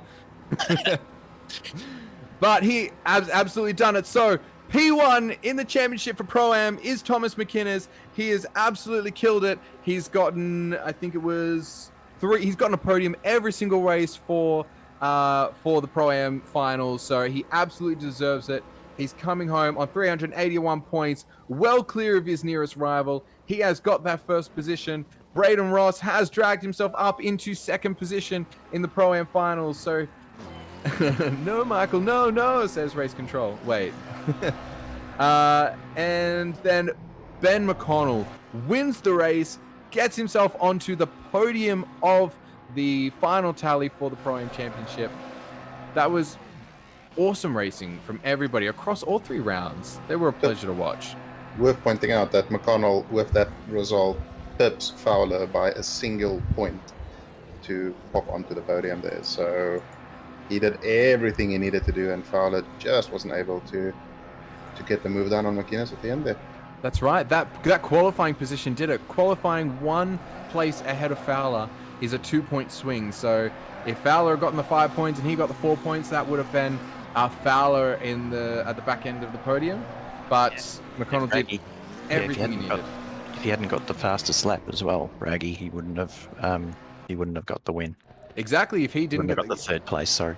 Fowler wouldn't even have needed to got it. He wouldn't have got it. So he did everything he possibly could. He got the maximum amount of points that you can get for that round, just to finish in P2 in the championship. So, sorry, P3 in the championship. So absolutely fantastic. McInnes is going around to do a little lap of honor. He absolutely deserves it. He has killed it. And I think that is going to be Ross and McConnell coming out behind him as well. As he is going to get, he's going to get disqualified for this. He goes out to do some burnouts very unsuccessfully. That is not a burnout. This is kind of shameful. That is accident. He obviously hadn't been practicing his burnouts. I think they might be meant to do a lap, but you know what? No, they're just going out to do some burnouts. Fantastic. So they absolutely deserve it. That was an excellent run. I think this is the safety car. See, I thought it was our top 3 competitors, but no. It is important every race to check your driver ID and to make sure that your pad is in order. So yeah, it's been a good night of racing. Not a lot of incidents, which is fantastic to see. No, And very few. everybody did what they needed to do. McInnes knew what he had to do since the start, and he didn't take any unnecessary risks. I mean, he did do a celebratory drift a couple of laps before the end, but it paid off. Here we go. Burnouts, take 2. You know what? It's working so far. All right. Yep. You know what? That wasn't too bad. I'll say that was, it was pretty good. Yeah, I'll give that a 7 out of 10. Good job. Yeah, I mean, if there was a burnout championship, I'm not sure McInnes would have been our champion, but in terms of a racer, he is fantastic. Thanks to Race Control, and thank you so much, Glenn and JP, for tonight. It's been an absolute pleasure commentating for Pro-Am Finals with you.